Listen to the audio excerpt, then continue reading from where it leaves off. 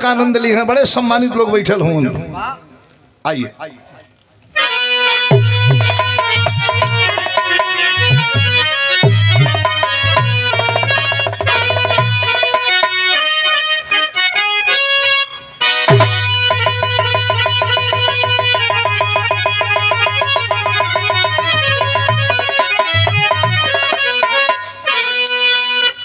लड़ाई का मैदान चलता रहा, अपने का बाण अपनों की छाती को छेद रहा था। जिन हाथों से जिन धनुष पर बाण चढ़ा करके छोड़ा जा रहा था वह हाथ भी अपना था, आज जिस छाती को छेद रहा था वह छाती भी अपनी थी। उस दिन अनर्थ हुआ भैया, शांति तनी से 10 मिनट शांति बना ला। उस दिन अनर्थ हुआ जब इच्छा मौत का वरदान था। भीष्म पितामह मार करके बाण के सैया पर गिरा दिए गए। अर्जुन ने छेद दिया बाणों से। तो अहंकार होवे लगा अर्जुन के, अरे बारे हम देखे इच्छा मौत का वरदान हो के मार डाली तो हम मामूली थोड़ो है। अब हमार जोड़ा है धरती पर कोई न भूतो न भविष्यते, न कोई था न कोई है। ये अहंकार है। क्या बात है भैया, तनी बैठ जाल जा, आप लोग सुने के मूड में उखल जा। का होता ऐसे सुनिए, ऐसे सुनिए। अच्छा ऐसे घरे से तो यहाँ का छीलत हो, चल जाए। घरे से फोन आवत हो तो ये बिरहा जरूरी ना हो, वहाँ जरूरी है पहुंच जा। जमाना तेजी से बदलल है, आजकल मेहरारू मारत भी है। हम देखले है केवाड़ी बंद करके ले झापड़ भरे निकलत हो तो उतना तास भैया कुलाल चल ठीक है, चौधरी भरे उतना घर में जाता सियार हो जाता ना पता का हो रजेश। अरे वैसा सुंगा दे।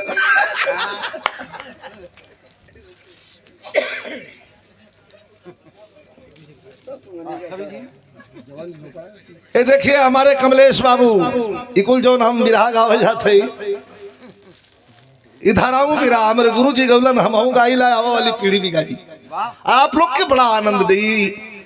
त्रिपाठी क्लब बलुआ के सौजन्य से कार्यक्रम होता। आप लोग जरा ज्यादा रही 15 मिनट बिल्कुल हम छुई बात। कैसे अरे हमने भीष्म दादा को मार दिया, बाण के सैया पे लेटाया हूँ बाबा। अब जो ऐसे चलत रहा नॉर्मल, ये पुरस्कार प्रदान किया गया है। एक बार ताली बजा के सम्मान करिए। मीडिया प्रभारी बिरहा के और हमारे भाई हैं, कलाकारों के बड़े शुभचिंतक हैं, बहुत शुभचिंतक हैं। दूर दूर तक बिरहा चल जाते हैं आप लोग की वजह से। यह बिरहा और सभी कलाकारों का सम्मान करते हैं, ये बात है। बिरहा एक धरोहर है, बिरहा में कोई गैर नहीं है, सब आपका है, सब आपको मानता है। जब हम मानते हैं तो सभी मानते हैं। तो बहुत बहुत धन्यवाद आपको। हमारे कमलेश वर्मा जी पुरस्कार प्रदान किए हैं, प्यारलाल कवि जी को दिए हैं। तनी बात समझ ला, अर्जुन जी का अब गोड़ भुइया नहीं परत बा, नॉर्मल चलत रहना वैसे चल लगा। कन्हैया जी के आगे जाके गोड़ एक दहिना हिलाओ तुम कहना कि का हो हमारे मतिन कोई वीर हाव का भगवान कहना है का हो गए तो कैसे कहते हैं।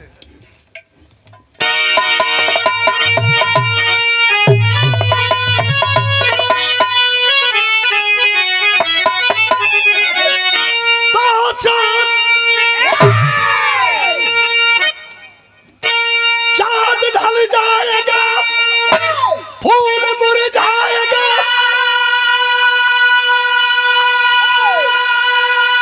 अरे जो चला था कभी आज रुक जाएगा।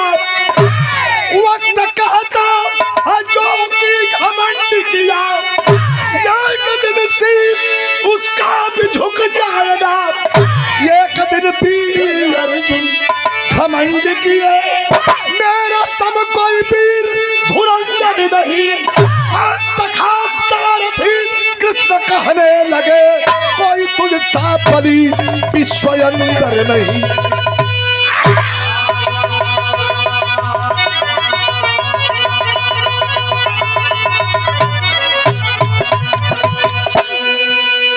भगवान के सामने जाके अर्जुन जी कहते हैं कि मैंने मार दिया भीष्म दादा के मार के आवत हुई। बहुत लड़ाई भइल हमारे में तुम कोई लड़वैया रहो का। भगवान कहला कि मान जा तोरे में तुम कोई लड़वैया नहीं हो मान जा। लेकिन का कहा कि कोई अर्जुन अरे कोई अर्जुन कहानी वाला नहीं।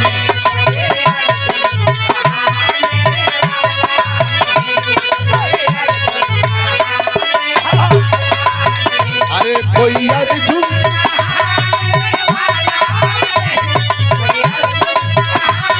और भरते कोई अर्जुन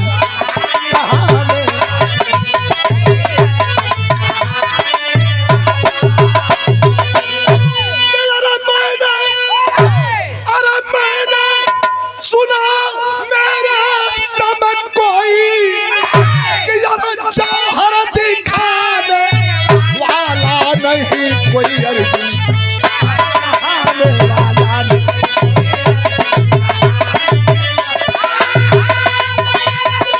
भर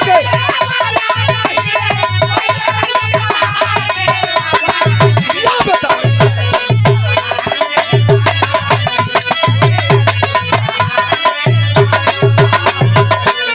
500 रुपए का पुरस्कार हमें और 100 रुपया पुरस्कार हमारे सूरज बाबू के हमारे प्रधान जी प्रधान बंधु आदरणीय श्री सुरेंद्र प्रधान जी के द्वारा आपके प्रणाम सब भजन के प्रणाम। कन्हैया जी इसके बाद अर्जुन के बाद भगवान सुन कहा अर्जुन तो हाँ तबीयत ठीक है ना हमारा तबीयत है सुना है क्या मैंने भी रण में चलाया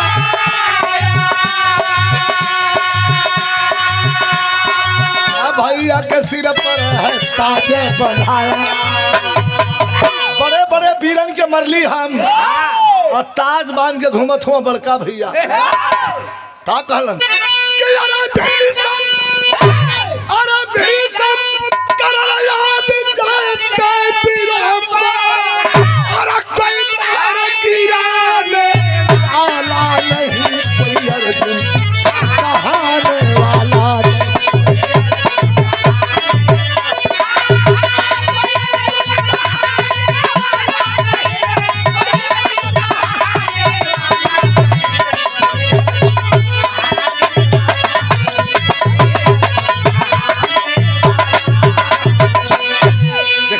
प्रधान बंधु दे दा खड़ा अरे नहीं दे दा एक बार ताली बजा के सम्मान करें हमारे बनियापुर से प्रधान बंधु सुरेंद्र प्रधान। देखिए तो ये क्वालिटी 500 रुपया पुरस्कार हमें और सम्मान के लिए वहां से ज्योति के भी बुला के कि तू कहाँ बैठल हो तू ला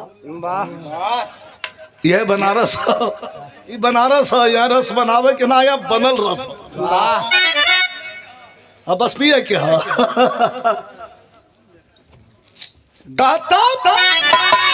यहाँ अनर्थ बतियावत हूँ। ए महाराज सुनीला की त्रेता में राम लड़ल कन्हैया जी कहे भैया सुना सुना है राम से तोरे लड़ाई से क्या मतलब है कहा हाँ मतलब हाँ ना त्रेता में राम लड़े सकंदर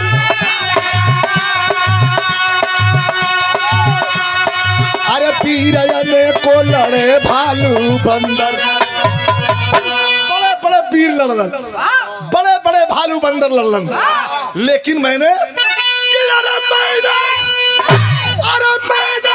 सुना मेरा समझ कोई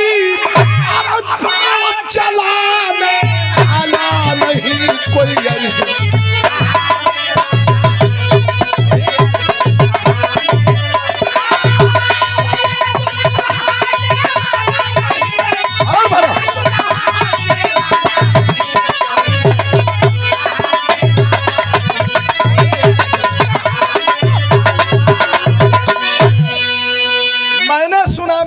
सम कोई बाण चलाने वाला नहीं।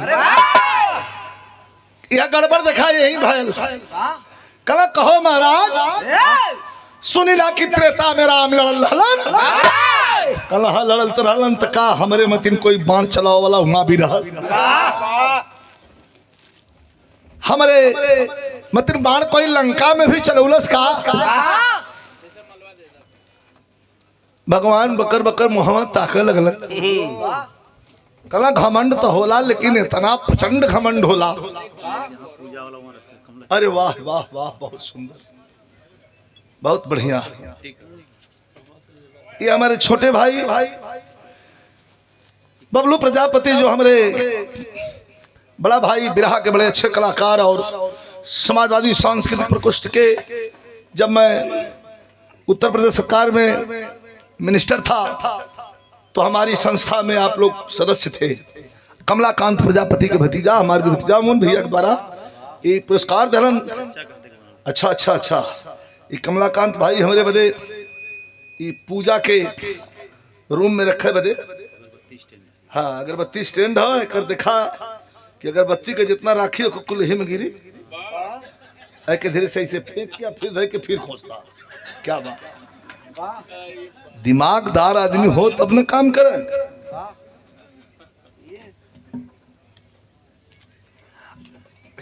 हमारे भैया आदरणीय फूलचंद यादव जी गोईठा के धरती से, चला कता दलन गोबरहा कहा जाता है, मजाक ना, एकदम कहाई वाला रहली है। गोबरहा तले तू गोईठा कह दला, ढेर अंतर है ना, को सुख गल है तनी। 500 पुरस्कार हमार भाई हुन हर साल कार्यक्रम वहाँ होला एक हमरा इलाके कोई रहला। ये 500 पुरस्कार प्रदान के लिए बैठ जाइएगा, बैठा ठीक है। फूलचंद यादव जी,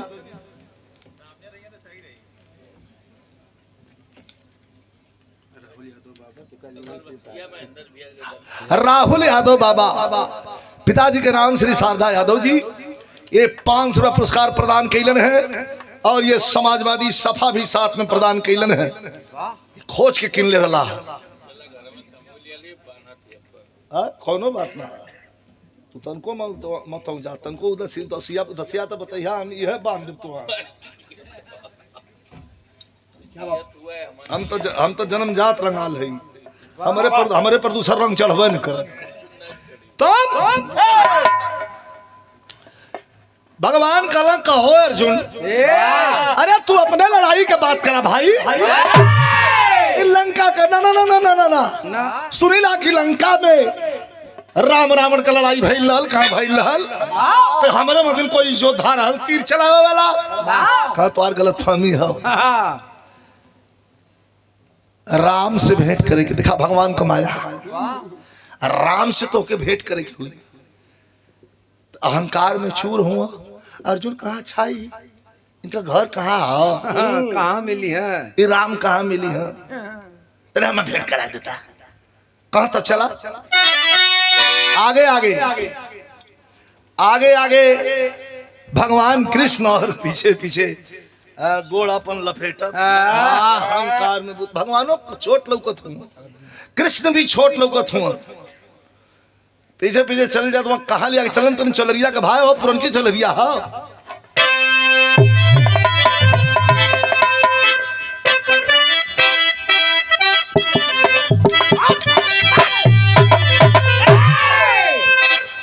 क्या गए साकेत नगर अर्जुन के, अरे गए साकेत नगर अर्जुन के, संग सवारिया हो नजरिया मोहे राम नगरिया ना।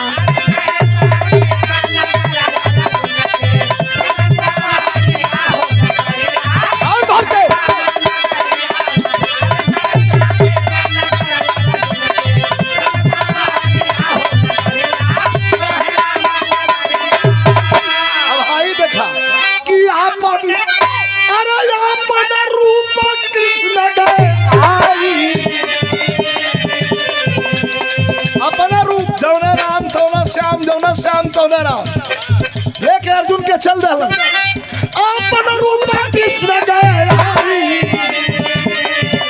पूछा कुशल छे रघुराई बोले रघुबर से सिरनाई कहला जब लंका में भइल लड़ाई जब लंका में भइल लड़ाई अरे किसने बाण चलाया भारी आओ नजरी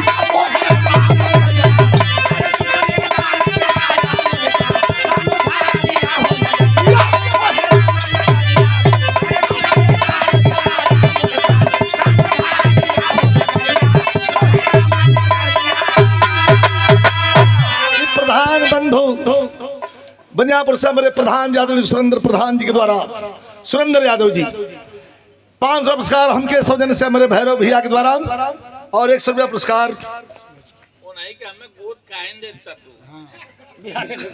उठा कर ले जा लेकिन थका तो जाइबा अच्छा ठीक ठीक ठीक ठीक किसने बाण चलाया मुझसा धन धरिया जाके भगवान राम के यहाँ खड़ा भेल तो भगवान तो माया फैलूले हूँ तनी बिरहा आप लोग बड़ा सुनल तनी सिर्फ 5 मिनट गौर कैला राम बैठल हो कृष्ण खड़ा हो कल कैसे आना भयल कल ये अर्जुन हुआ कल हाँ इनका नाम सुन ले बैठा भैया पानी नहीं पिया अर्जुन कल ना हम पानी पिए ना पानी पिए आला ही का करे अलवा भैया कल लंका के लड़ैया जन तू लड़ल लला वो में हमारे मतिन कोई धनुष्तर रहल बाण चलावे वाला का भगवान राम हंसकलन हंस के कहलन के अच्छा उ लड़ैया तू आपन लड़ला हम आपन लड़ली तू आपन जनबा हम आपन जानब हम कैसे बताई कहा तब झूठा भगवान कृष्ण के लगन अंदर गिरा झूठे मर्दवा लिया के फंसा दिला ये फालतू आदमी के भगवान राम के फालतू कहत कहे ये फालतू आदमी के हम झूठे लिया के फंसा दिला थे ये पत्थर पे बैठल बा करे घर द्वार है ना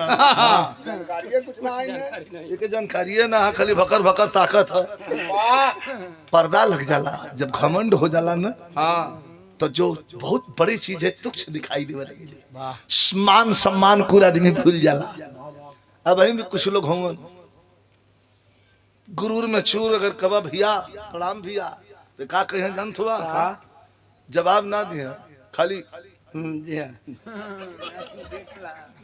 भैया जय राम अब कर तो समझ लिया हम ना समझते ये कौन प्रणाम है अरे भैया महादेव नमस्कार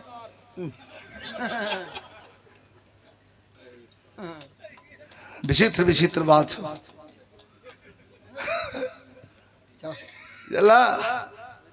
शिक्षा बड़ी जरूरी है भाई कुल काम छोड़ के लड़कन बच्चन के अब पहले का जमाना ना है जेकर कान टूटल हो छाती चाकर पकड़ के बजाई से भर्ती कर लिया फौज में और ना ही शिक्षा बहुत जरूरी है तनी से कुल काम घटा बढ़ा के बच्चन की शिक्षा अच्छा दे दे जरूरी है चला कुछ आदमी वही मुर्गी बकरी के फेरे पड़ल हूँ इसे सुंदर भारत का सपना देखल बेकार है और बढ़िया सोसाइटी में बच्चा बैठ भी नहीं सकता पढ़ाई लिखाई जरूरी है बच्चन का तो किसने बाण चलाया मुझसे कहा भैया एक आदमी बता सकला अर्जुन जी कहा के तू तो बता भैया एक कला तू हटा पीछे हाँ कला जा कला के बता सकला कैसे बताऊं मास्टर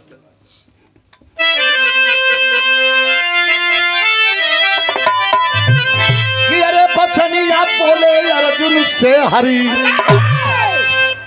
हाँ बचनिया बोले अर्जुन से हरी अरे जाके महावीर से पूछा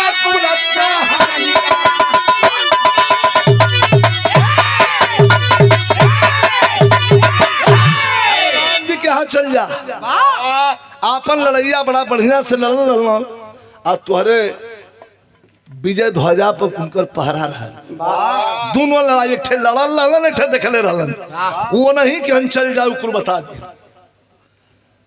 बड़ा उदास हो अर्जुन जी अहंकार में मस्त कहला का हो महाराज एक एक खोजत तो हे दिल के इला बैठे बानर खोजे के पता न कौन जंगल में मिली कहला हुआ हनुमान न जोन बनरा भगवान राम कृष्ण को मुंह ताकत हूं कि आदमी के भयल कहा तर्ज लग गई। बुल्लू उस्ताद तर्ज के बड़ा हिला के गावत। कौनो दुल्हन बड़ी खुशी रहल, काहे बड़े खुशी रहल? वो कौने के दिनों का घर गल। तो जैसे मर्द अपने में बतियावल न, वही तरह मेहरगो अपने में सखी सलेहर बतिया दे। तो लौटले के बाद सखी सलेहर पूछली का हाल चाल है? ठीक ठाक रहल ना? तो धाके पकड़ के ले गई जाके बतावत बा।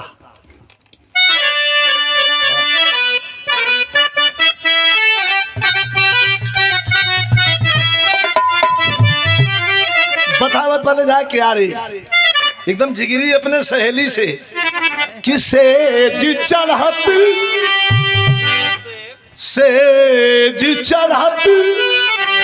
अरे डर लागे मोरी कोइयो कि सेज चढ़त अरे डर लागे मोरी कोइया असैया घूंघट खोले सैया घूंघट खोले।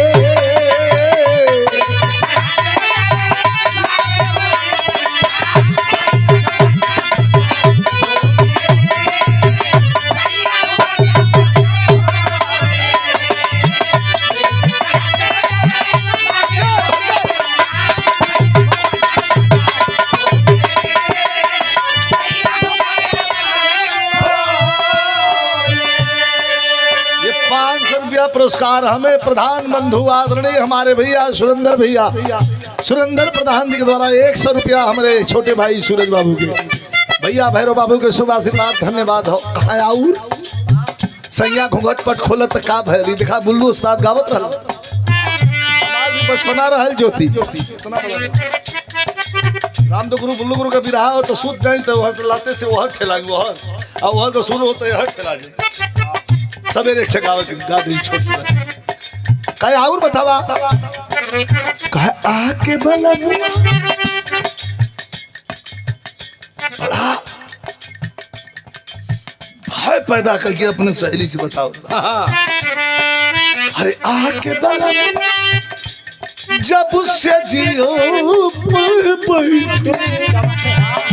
का भय कहे आके बला अरे जब से जिया बैठो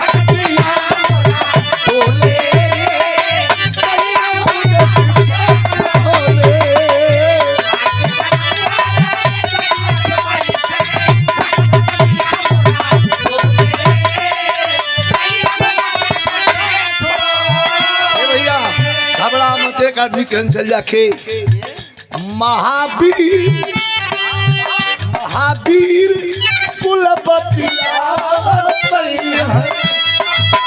महावीर कुलपति बतैया वो नहीं से पूछा दी करिया से पूछा दी करिया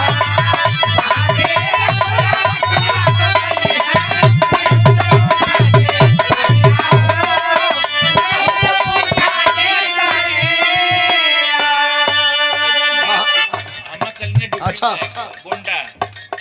और दिखाइए हमारे प्रधान जी सुरेंद्र प्रधान जी और मार्फत हमारे भैरव भैया ये 200 रुपया पुरस्कार दहलन है हमारे सुरेश बाबू के भैया के बहुत बहुत धन्यवाद नमस्कार प्रणाम। हमारे पारिवारिक रिश्ता बा बहुत बहुत स्नेह प्यार रहेला तो चल जा हनुमान जी बताइए कहाँ मिली है एक जगह मिली है भरम्या मत अरे के दली बनवा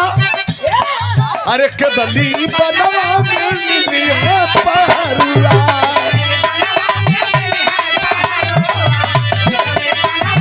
एक मिनट के दली बन में चल जाता अरे के दली बनवा में मिली है पहरुआ छोटे रूपवा का होई है पहरुआ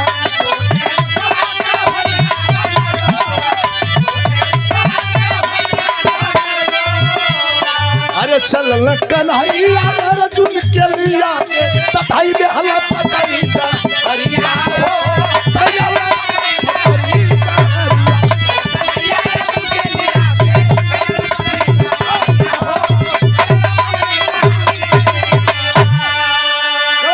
चला चला चला तो के भेंट करा दे हनुमान से। केदली बन के फाटक के अंदर प्रवेश कर गए। आगे आगे कृष्ण पीछे पीछे अर्जुन। बते तने पूछा के हो कि का हमारे मतिन बहादुर महाभारत के छोड़ दा का लंका के लड़ाई में भी क्यों रहा, यही पूछना है। चलल चल जात हूं, चलल चल जात हूं। अंदर जब जंगल में पहुंचलन तो एक दृश्य देखलन। एक विशाल बरगद का पेड़ है। वो पेड़ पर एक बंदर बैठल बा। शरीर का आकार छोटा है लेकिन पूंछ वो कर नीचे तक एकदम धरती तक लसरात है। अर्जुन अइला बस रुक गइला। कहले महाराज रुका रुका रुका रुका रुका रुका रुका ये हनुमान जी के खानदान का लगत हो। तो कहता कहला एकर पूछिया ध के आ दू बेर सोरिया पर पटक देनी दांत छिया के खुदे बता दे हनुमान कहा।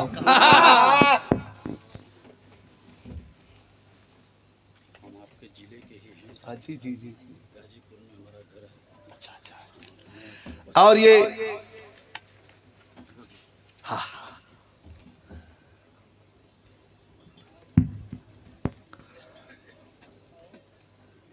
ठीक। ये शानदार पुरस्कार प्रदान किया गया डॉक्टर लोकनाथ पांडे जी, वरिष्ठ पत्रकार।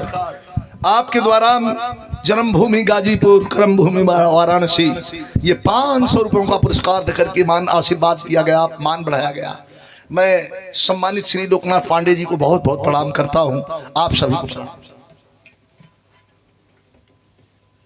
हनुमान जी के खोजे चलल और ये आदरणीय हमारे अभिभावक गार्जियन स्वरूप आदरणीय श्री महेंद्र तिवारी जी के द्वारा ये 500 रुपयों का पुरस्कार। बहुत बहुत प्रणाम, बहुत बहुत धन्यवाद आप सबके प्रणाम।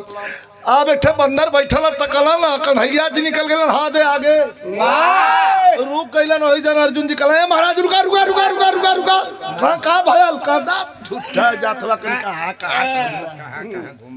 कहां कहां खोजबा कहां कहां झूठा कहां कहां खोजबा दिखाई का कर मास्टर।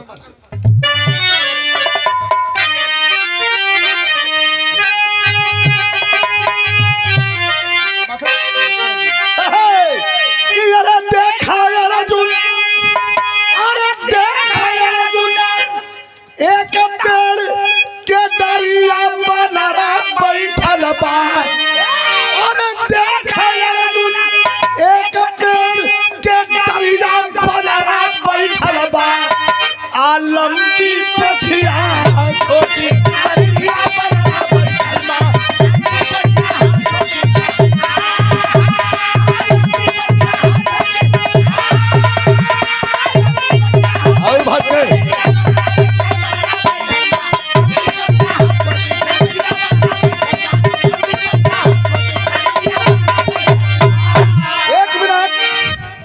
महाराज यहाँ आवा कहला का कई कर पूछिया है कि सूर्या पर पटक दे दाचियारी सरवा बता दे कि हनुमान का हम भगवान एक तरफ हो गला कला पटका। हाँ पटकला पटकला तब तो सोचा यार अर्जुन पूछ पकड़ यही बंदर का देव पछाड़ी हो। अब तब पूछूंगा कहाँ छिपे हैं अब बजरंगी बलकारी हो। तो खींचा पछिया खींचा पछिया छोड़ा नहीं दरिया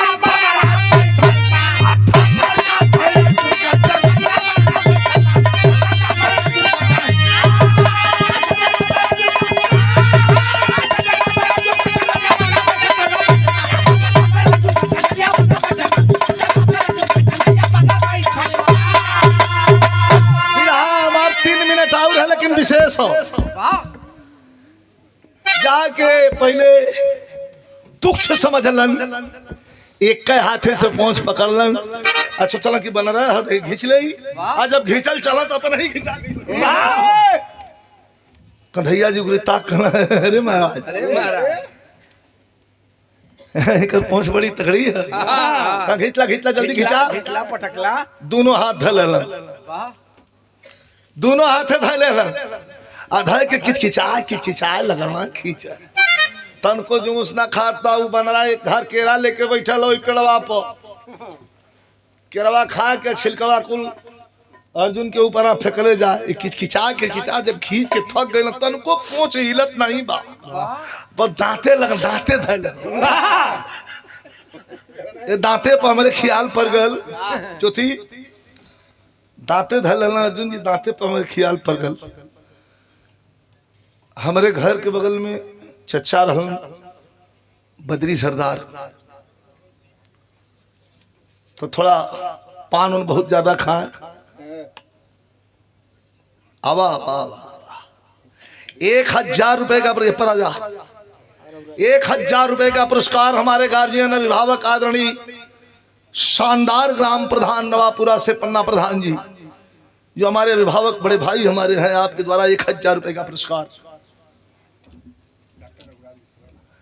डॉक्टर रघुराज विश्वकर्मा आज मंच पर ना आवत हुआ, का बात है? हाँ, भुल्लनपुर पीएससी की ओर से आजा इधर। कलाकार हुआ पीछे रहा जी रहा तनी नीरे रहा जब मन करे तब थमा देबा फिर उठ के आवे उठा। 500 रुपए का पुरस्कार प्रदान किया गया है। बड़े ही प्रिय हैं हम लोगों के और बड़े विराग के प्रेमी हैं। भुल्लनपुर पीएससी से भैया के बहुत बहुत प्रणाम। रघुराज विश्वकर्मा जी ए भैया लगलन खींचे वो हिलते न बा। आ तो लोग बनरा ऊपर से का कैलस कारीगरी कैलस पहुंच धीरे धीरे हिलावल शुरू कैलस। अर्जुन जी दोनों हाथ धर के टंगायल तो ले का कैलस कि तब लगल पूछ के झटका अर्जुन धीरे धीरे ऐसे ऐसे कह के ऐसा ही गूंच दिलस। जाके हो दे गिर गड्ढा रहल, पानी सुखा गल रहल, हिलई माटी ठेगुना भर रहल। ओही में चपाक दे गिरना कुल पतले पतले खड़ा भई ना आके खड़ा हो गया। बनरा कोरी ताका सांस जब छोड़ा तो फुर फुर फुर फुर खाली हिलइए निकल। अब बनरा ऊपर बैठा कन्हैया जी लम्बे खड़ा होकर देखत हूँ कि आदमी अहंकार में होला तो कैसे आपन पतन करला। देखला ई अर्जुन हूँ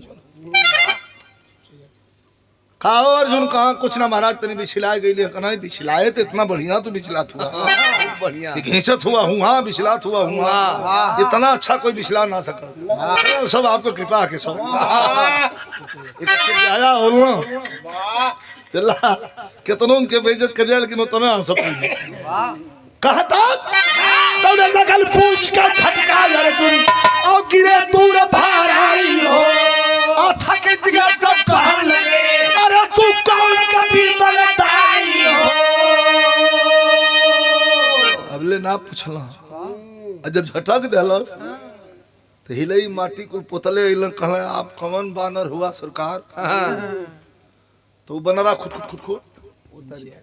नीचे उतर के आके हनुमान जी के खड़ा हनुमान जी ऐसे ताकत हुआ कौन बानर होगा चलो हर हर हर अपन शरीर बढ़ावे लगल गयल हाथ पहाड़ मत हनुमान तकला अर्जुन नीचे से कहला नीचे आवा कुछ ना सुना था लेवल में आवा तब सुनाई लेवल अला हनुमान जी लेवल में कहला आप कौन बानर माया भी हुआ।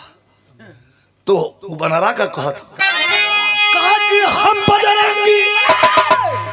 कि हम बजरंगी कहते कभी चिकरिया बनरा कोई बनवा जग के ये करिया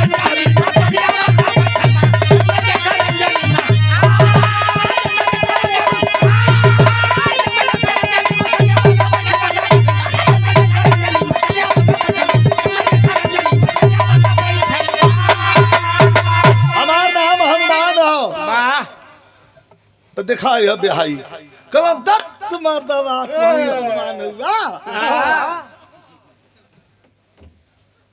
जरा तो पुरान हिताई हो कल तो हनुमान होगा तो तेरी की जय रहो हम तो भरम में पड़ गई तू ही हनुमान हुआ। नहीं भैया हम ही। और ये दिखाइए माला साफा है और बहुत सुंदर कलाकार, बहुत सुंदर, जितना कहूं कम। हमें याद आता है वो दिन भी गंगा का, एक बार ताली बजा के सम्मान आप करिए। मनीष लाल यादव इनके पिताजी भी बड़े अच्छे कलाकार, राम मिलन यादव जी हमारे अखाड़े से जौन भी रहा कुल हमके पूरन की ना याद हो रामदेव गुरु गाँव तवन भी रहा, उनके बैठा के दिन पूछल कुल धड़ धड़ धड़ धड़ गाओ। अब भी गंगा में एक लाइन थोड़ा सा ये एक पॉइंट से पीछे रह गया था, तो जाके एक लाइन ऐसा बिग गंगा पर बोलन, गरचाह जिगर में फूल की, हाँ हाँ हाँ, गरचाह जिगर में फूल की है, बगिया को बसाना होगा। तो हाँ, कुछ खोकर पाया जाता है, कुछ पाक गंवाना होगा। कुल गौले हैं का करिए में कितना भरल रही खोपड़ी में। ये 500 रुपया पुरस्कार मनीष लाल यादव, बहुत अच्छे कलाकार और आदरणीय कवि जी का भी सम्मान किए हैं। बहुत बहुत शुभ आशीर्वाद, धन्यवाद, हार्दिक शुभकामना, आपके उज्जवल और मंगल भविष्य की कामना करता हूँ। तनी हफ्ता में का दिन फोन लगा ले खरा तो फायदा रही, हमके तो मौका ना उठेबे न करी। फोन एक बिहानवा एक मिला, फोन लगा के कहा था हेलो भाई साहब। हम कहा कहा आपका फोन आया था। हम करे हमारे जो फोन आया था तो हम रिसीव न कर पाते, तो के कौन फोन लगा दिल रे दल से कहता साहब भाई साहब हो सकता है क्रॉस नंबर होम कर रखा बाबा।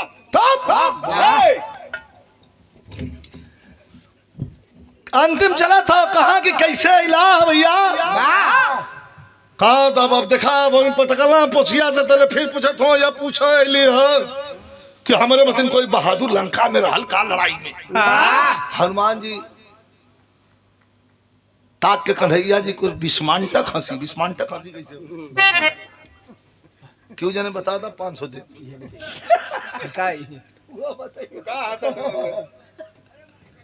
आधा गाले आदमी हंसा यार न हंसी, आधा गाले ये विस्मांटक हंसी है। हनुमान जी में सवाल छिपल है, ये हंसी मतलब मजाक उड़ावल हाई दिखा। अब ये पोछिया में अपने पटकली है तो फरवा पूछा था कि का लंका में कोई हमारे मतलब लड़ैया रहल। हनुमान जी कहलन सही सही बताई, बुरा तो ना लगी। कहला बुरा काहे के लगी, सही सही बतावा, एकदम दूध का दूध पानी का पानी के बतावा। कहां बतावत है कहां कपी बैठ जा, बैठ गेल न पनहु रथी मार के अर्जुन के बैठ जा था, बैठल बैठल हम थे उनी आज का बतावा, जल्दी बतावा। कहा कपी लंका या महाभारत की है रण पूजा, खास पुरंदर में हुआ न कोई बचनिया बोले अर्जुन से हरी। अरे सुन के लाल हो गई भारत का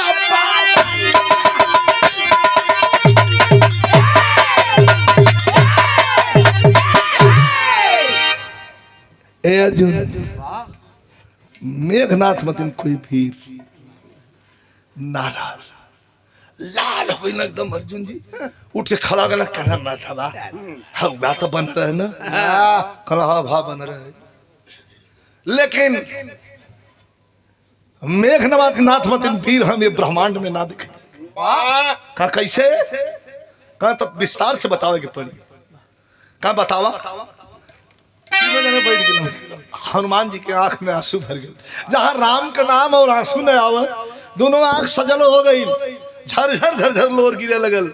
अकल वो दिन के काहे रोवत हुआ महाराज, वो दिन का याद आ गई। कौने दिन के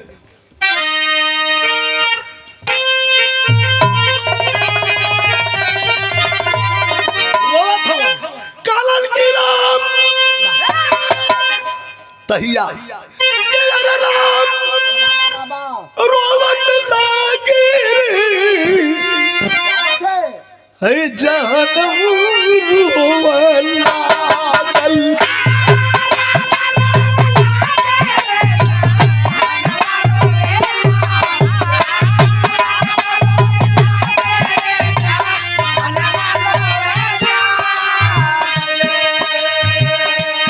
दुखावा में रोवा लागल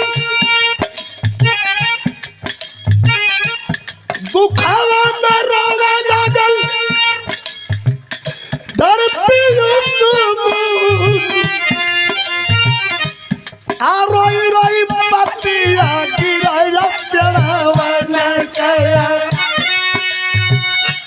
गईली हम संजीवन बूटिया नए श्रीमान। ये हमारे यहाँ गाजीपुर खानपुर बिलहरी के मोहम्मद हनीफ मास्टर आल्हा गांव है खानपुर बिलहरी।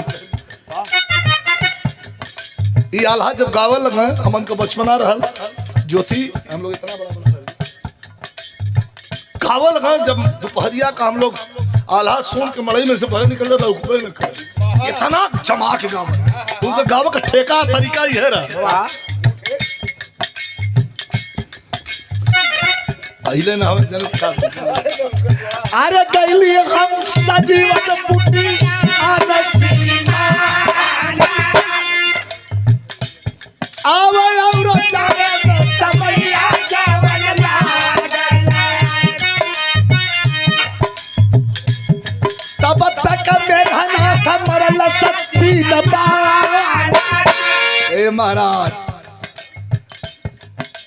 भैया लक्ष्मण के शक्ति मार लगल राम रोवन लागे जहनवा रोवे लागल दुखवा में रोवे लागल धरती असमान रोई रोई के पतिया झरर हो पेड़वन के वही बीच में गईली हम संजीवन बूटी आने श्रीमान आवे औरो जाए में समैया जवन लागल संजीवन बूटी आने बदे जब गईली जितना देरी में हम गईली लेके अली पहाड़वा तब तक मेघनाथ मारे 3 बाण तब तक मेघनाथ 3 बाण मरले रह खखा के अर्जुन हंसा लगा कलम दवा हुआ तो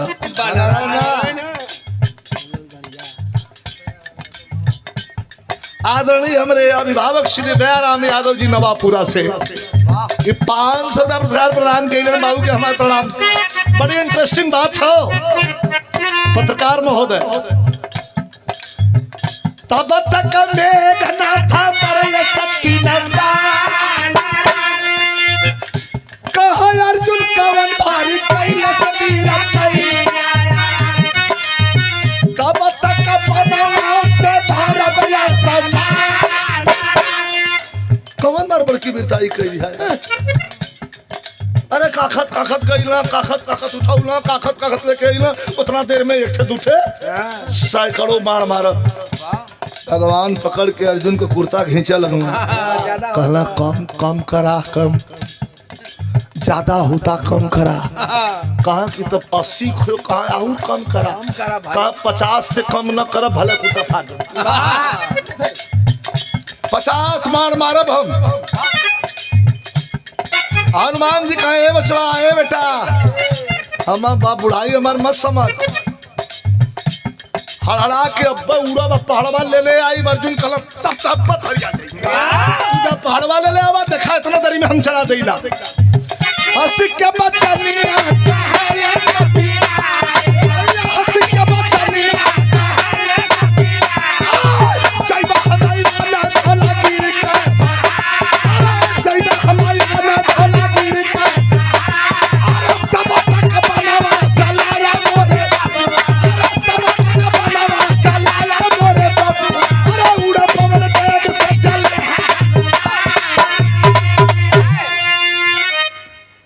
तब जात है दूरी लगभग होता ना अब पहाड़वा ले आई धौला की हनुमान जी कहा तरह जाए अब फरियाद ही जाई मध्यस्थता श्री कृष्ण भगवान करी हन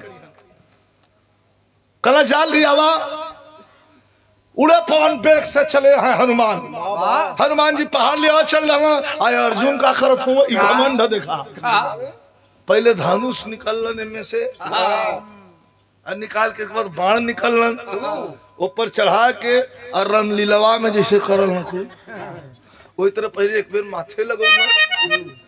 माथे लगा के एक बार इहर के प्रणाम एक बार इहर के कहला परपंच बंद करा जल्दी 2 ठे चले बाद चलाला कहाँ चुप रहता हो देखा खत गई ना लेके यहाँ तने हम अपन थोड़ा साज बाज सजा के फिट हो जाएगा कई बार मारब वही में से निकली शॉट कहला जल्दी छोड़ला मर्दवा वो निकाला तो काहे फेर में हुआ चढ़ा के धनुष पर मार लेके थोड़ी बेर लगला ऐसे कल अरे यार तू गजब नौटंकी करत हुआ मालिक। अरे चलावा जल्दी। कैसे हो?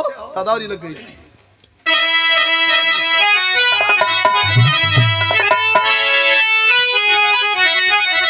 कि अब धनुष पे बनवा,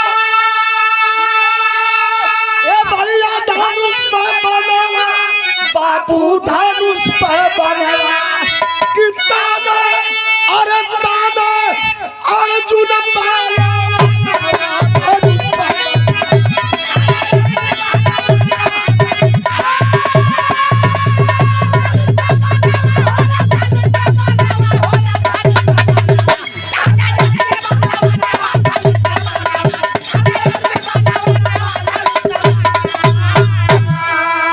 सोचत का हूँ? सोचा अर्जुन कपि के अलावा दमन में होगी देरी। अरे तब तक दाला गिर लेकर आ गए कपि कर फेरी। जंखा अर्जुन कर गुना नावा धनुष पे बनवा। गईला तो लिए हैं लेके ऐसे ऐसे अपन कैले हो। महाराज छोड़ी ना, महाराज छोड़ी ना तो हाड़ा धौलागिर पहाड़ ले ले हनुमान जी उतर गई। वाह धक्का हो गई। अरे कल आ गिला का कल लौकत भी कम मौका कल यार से कहीं से पहाड़ उठोले आओ तो का कल हाँ यार तोहर बाबू पहाड़ का खेती कैले हो का प्रकट कर ला। गिरिराज प्रकट होइए महाराज। हो भक्ति धौला गिरिराज मुंह और घुमा के रखा धौला गिरिराज प्रकट हो गई ना कल महाराज हम ही है। तीसर की बेर है। एक बेर तो लेके अलन रामेश्वर सेतु बांध बंधात तयावे आओ में निर्माण हो गल। दूसर की बेर लेके अलन तो कामे अली भैया लक्ष्मण का प्राण जीवन दान मिलल। तीसर की बेर मैच खेले में ले ले पूछा था हनुमान जी एकदम क्रोध में लाल आंख लाल लाल है। कहा कपि कितना सर अब तक मारे हो बलकारी। अरे अर्जुन कहे कि अभी रहा धनुष पर संभारी। तब से हो गया धनुष पे बनवा। कल महाराज भाई तुम लहौता है तो ले आ गईला। हम का जाने कि इतना जल्दी आ जाबे। तब हनुमान जी कहलन कि बसी तने देरी में मेघनाथ तब 3 बार था मारा। जितना देरी हमें लगल है एकदम तनको सेकंड भर पल भर क्षण भरी दर्दना इतना ही देरी हम अपन समय लेके चल रही है कि तो के भरपूर मौका दे। इतने देरी में मेघनाथ कितना मारा था? इतने देरी में मेघनाथ तब 3 बार था मारा। अरे धनुष बाण रख के अर्जुन लज्जित हो गए करारा। तब टूटल दिल का आरा मानवा।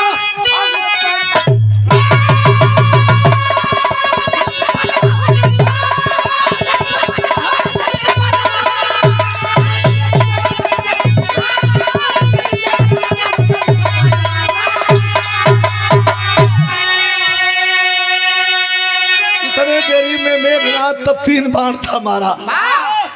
धनुष बाण रख के अर्जुन लज्जित होगी ये करारा। फेंक के धनुष बाण लगला रुआ। कल गलती हो गई। ऐसा अहंकार हमारे मन में काहे आयल केशव? कल अहंकार है, अहंकार के तरु में लगता विनाश का फल है। बुलंदी के शिखर पे जाना है तो 2-3 चीज फॉलो करे कि वही नए पीढ़ी के बतावल जरूरी है। पहला माता पिता की सेवा कर देना, दूसरा गुरु की हमेशा गुरु का आदर करना, तीसरा अपने से बड़ों का सम्मान कर देना। बुलंदी तुम्हारे कदमों में होगी, कोई माई का लाल नहीं रोक सकता। ये जो तीनों हो तुमने बिना दाम का दवाई इनमें दाम ना लगे कि है, लेकिन इनके फॉलो कर जाए कि माता पिता को तकलीफ मत दीजिए, गुरु का अपमान मत करिए, अपमान होता देखिए भाई मत, और अपने से बड़ों का आदर हमेशा करिए। ये भगवान की भक्ति से ये तीनों कम नहीं है। के करत पाई हाँ 1 इंच मेड़ खातिन गोली चल जाती। तो बकरी खाए हमारे खेत में फर गई, तो मुर्गी रोज हमारे सुखौन छीट देते। बहुत बड़ी बड़ी फजियत है। बोला बोला महाराज मूड बटोरो थोड़ा कुछ बोलबा। अच्छा अच्छा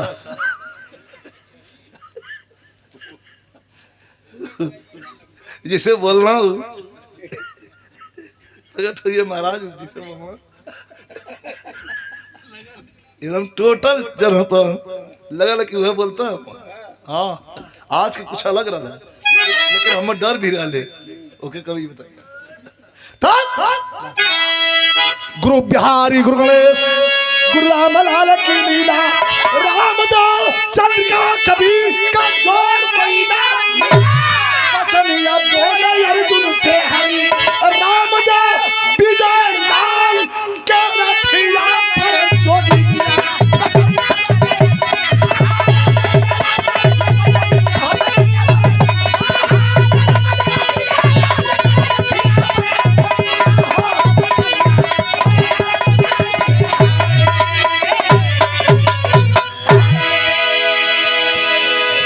हेलो, लगा माइक वाले लगवा। और दयाराम यादव नवापुरा मठ।